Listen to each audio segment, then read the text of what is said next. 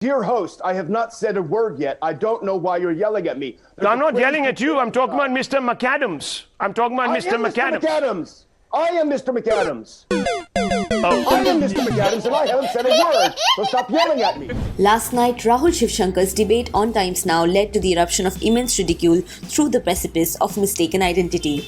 To discuss the Ukraine crisis, Shivshankar's guests included Executive Director of the Ron Paul Institute, Daniel McAdams, and Chief Editor of Kyiv Post, Bohdan Nahaylo. Dear host, I have not said a word yet. I don't know why you're yelling at me. I'm not yelling at you. I'm talking about Mr. McAdams. I'm talking about Mr. McAdams. I am Mr. McAdams.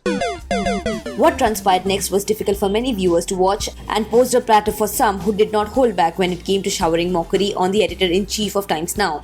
At one point, Shivshankar instructed McAdams to take a chill pill and then went on to debate intensely for 1.5 minutes to explain that if McAdams was so concerned about Ukraine, then he should get off the fence and put boots on the ground instead of lecturing Indians. Shivshankar pulled no punches. His rant against McAdams included colonial agendas, Iraq and Afghanistan. At this point, McAdams cut in to say, and I quote, "Dear host, I have not said a word yet. I don't know why you're yelling at me."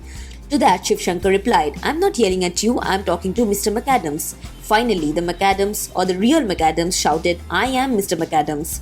While Shivshankar unleashed a series of insults for the guest, it turned out he was addressing the wrong man. He assumed that he was talking to McAdams and was constantly taking his name and scolding him. But McAdams had actually been unable to say anything for the past 2 minutes because of the ongoing banter between Shivshankar and another guest who he assumed was McAdams.